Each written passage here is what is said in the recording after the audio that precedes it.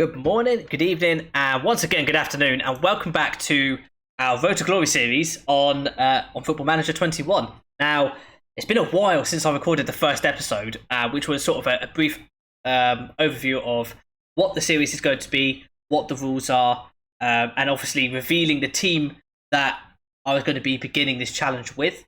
Obviously, that is Chelsea, you now know, and today is going to be just another quite a brief episode, just going over any transfers that I've made, and talking about my starting lineup, why I've picked them, why I've started the formation that I'm going to start with, and previewing the game ahead, our first game of the season against Manchester City.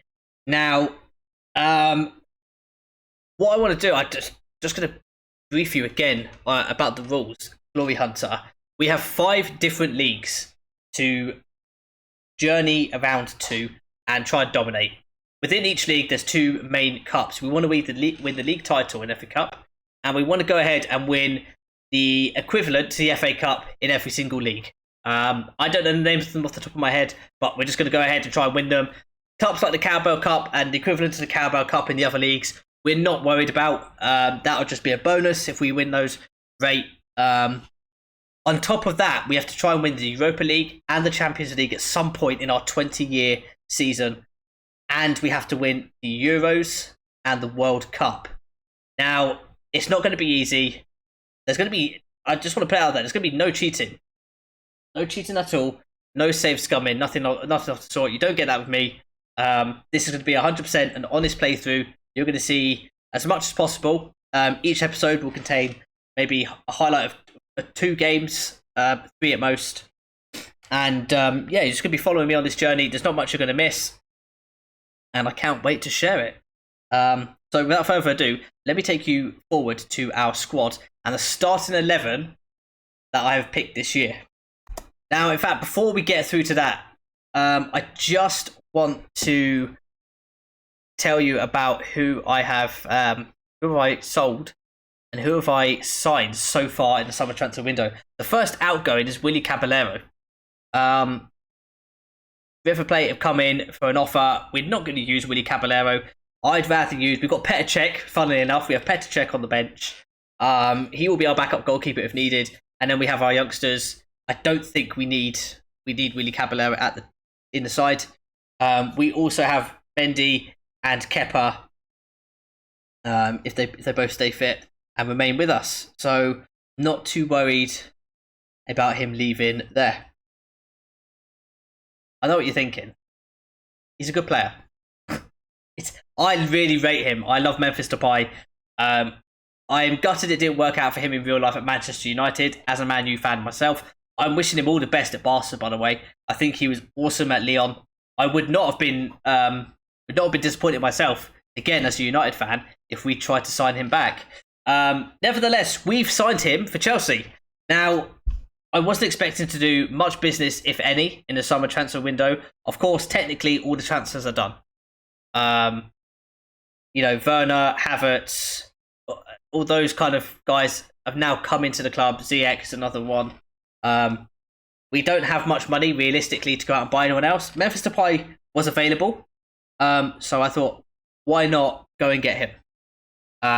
And you can see why. He's going to be playing in an attacking midfield role for us primarily. But should we change the formation or need to change the system at any time, he is a very versatile player and he can fill in at many spots. He can play up top. If we wanted to play a 2 up top, if we wanted to play with wingers at any point during the season, he can fill in for us there. And quite aptly as well. You look at his stats, he's just phenomenal all round. If you're wondering why most of it is yellow, I do have the colours slightly adjusted for my Twitch save, Halstead Town. I've not adjusted them for this. It's not much different, maybe 1 or 2 ratings lower have a yellow colour. But I'm looking forward to seeing how Memphis gets on. He's still 26 years old. He can still develop a little bit more as well. So, could he be the player to help us win the Premier League in Season 1? I'm not setting any expectations here, but it could be him. And so we move on to our starting 11. Now, we're going to be going with a very similar system to Thomas Tuchel in real life. I love what Thomas Tuchel did with Chelsea. He came in, and usually when a manager comes in, you allow him that time as a fan or as a pundit to, develop his own tactic, his own philosophy, as every coach does. And it usually takes time for a team to slot in and really grasp it and put it in on the pitch. Chelsea, for whatever reason, whether Tuchel is an amazing coach, whether the players were suited to the system already, maybe a combination of both. Chelsea, in real life, flourished underneath Tuchel. They went on to compete in the league, push for top four. They got the Champions League in the end, I believe, due to Leicester winning the cup and beating Spurs, was it? I can't remember, on the final day of the season. And of course, the big achievement, they went on to win the Champions League, which nobody predicted them to do at the start of the season. If you did, you're lying. So we're going to play a very similar formation, a 5-4-1 diamond with the wing backs. Now, Mendy, I don't have to say much. Mendy is going to be our number one in goal. Not much to say about Mendy, apart from he's been awesome. I'm not ashamed to say that I doubted him when he signed for Chelsea in real life. Since signing, he's proved me wrong completely. What a keeper. I hope he can emulate that for us on this save. And you know what? If he can't, then we've got a pretty good backup keeper in Kepa. And we also have Petr Cech, who is signed on in this update. So who knows? Will Petr Cech get a game? He could do. I don't know where Kepa is. Oh, there he is. Got Kepa, but we've got Petr Cech as well, who can fill in. And do you know what? As silly as I am, I'm going to have to play him at some point during the season, whether it's in the last game of the season or another game. The back three. Now, Thiago Silva is going to be the man at the back, the main man, in fact. A good signing for Chelsea in real life. He's been solid at the back. I think he signed a contract extension.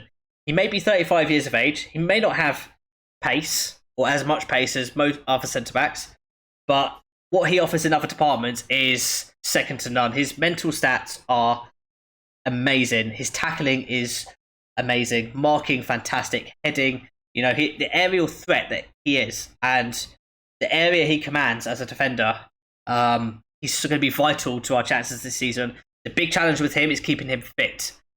Rotation is going to have to be key. Obviously, we're going to have a lot of games to play, so rotating the side is going to be very important. And keeping him fresh and fit as important. His two teammates either side of him are going to be Antonio Rudiger. I think he's had a fantastic Euros, by the way, for Germany. Rudiger's going to be there. I think he's just awesome. And Zuma is going to be the other one. I looked at Christensen. Technically, Zuma is a little bit better on paper. It may not work out that way. But for now, Zuma is going to be the one starting. In fact, I'm just going to swap them over. I want Zuma on the right hand side. Zuma's going to be the one starting in our defence, but don't be surprised to see him swap out for Christensen quite a bit. He will be the first name that I consider rotating in and out of the side when it comes to cup games and maybe some European games. Moving on, we've got five in the middle, I want to say, because in possession, I want the wing backs to get forwards. James and Alonso on either side. Reece James, one of the most exciting English youngsters around. He's so fast. I want him running at back lines. And Alonso, what he offers from set pieces is fantastic. But not only that, he's not just a simple one-trick pony. He's very good defensively, and he's good going forwards as well. And again, I will be encouraging my wing backs to get forwards and cross into the box. Now, let's talk about this trio in the middle. Kante. Do we need to say anything about Kante? He's the best CDM in the league. Let's not waste any time. N'Golo Kante, best CDM in the league. He will be our rock in defence. Ahead of him, Mason Mount. Again, one of the most exciting English youngsters around. Hopefully we get to see him in action in the Euros coming up. As I'm recording this, we have just beaten Ukraine in the quarterfinals, and we've got our semi-final against Denmark, which I'm expecting Mount to start in, to be honest. And I'm hoping he can be crucial to our efforts this season in trying to secure the Premier League title or an FA Cup. Any trophy is good. I don't mind which. Havertz is going to play alongside him. Again, having a very good Euros. I think he's matured a lot. Obviously, we have to take into consideration we are starting this a year, or nearly a year before where we are now in real life. So maybe we'll see the same growth in maturity from Kai Havertz in this save. New signing Memphis Depay is going to be our central attacking mid. Now, it's difficult, you know. I thought about playing him as a striker, but I had to go with my head rather than my heart. And look, as much as Werner has been very disappointing for Chelsea, despite being their top goal scorer, he probably could have got double the goals last season. He was still their top goal scorer. I contemplated pushing Depay into the strike position and then maybe playing Ziyech in behind him. But I'm going to trust in Werner and trust in Depay. Again, rotation is going to be key. So these players on the bench, it's not like they're not going to play. They are going to get plenty of game time. I'm going to have to manage that pretty well to try and keep them happy. And I'm confident that I can do that. So Depay and Werner, they're going to be the two up top. I'm very happy for Depay to push on and become a second striker if needs be. But out of possession, I want him to drop back and sort of slot into that diamond in midfield as the wing backs will fall back into a 5 at the back. This is the formation I'm going for. It's quite it's positive. It's not too defensive. Again, I want the wing backs to bomb on. I don't want them just to sit back and soak up pressure. We are going to play the Gegenpress, so it's going to be, you know, it's going to be hard work. I want to see effort. I want to see work rate. The players that don't show me that, they will be coming off. They will be missing games, and I am quite happy to give some of the B team chances. We are able to switch formation at any given time. Again, Kante can push further forwards. Mount can play on either side. Depay can play on the wing. We've got Hudson-Odoi who can come on and play on the wing. Ziyech. We've got Pulisic coming back from injury. So we've got the options there to change formation at any given stage. And I feel like this team is actually probably one of the most adaptable teams in the league. I feel like they can adapt to pretty much any formation. They've got the players and the squad depth to do so. And I can't wait to get into our first game. It is going to be against Manchester City. Manchester City, let's just check. Have they done any big transfers? Have they got any big transfers in through the door? Date. Not really. Not really. Diawara. That's the only one. That's the only difference I can see, yeah. Ferran Torres was the last transfer in real life. Diawara is another transfer signing they have made. Defensive midfielder. Will we see much of him? I'm not sure. They've got Rodri. They've got Fernandinho. It should be okay. Let's just check their squad. Are they without anyone? Aguero injured. That's about it. Aside from that, they've got a full team. Full team available to play us, and that's what we will see in the next episode. Next episode will very much be a full focus on the Manchester City game, our opening game of the Premier League. What a game to open up! If we can win, we make a statement, and we can push on and try and get as many points as possible. If we lose, we're going to be playing catch up for the rest of the season, I feel. So I don't know. All we can do is see. I'm feeling pretty confident though. I think Memphis is going to add a little bit more quality to the side. Already full to the brim with quality. I hope you are enjoying the series so far. I know we haven't seen any gameplay. It's been a lot of talking, a lot of explaining the rules, sort of working my way through my thinking, trying to help you understand my thinking. And some people find that really interesting. Some people will find just gameplay interesting and seeing the matches. Some people want to dissect it a little bit further. And they want to know, why am I playing two wing backs?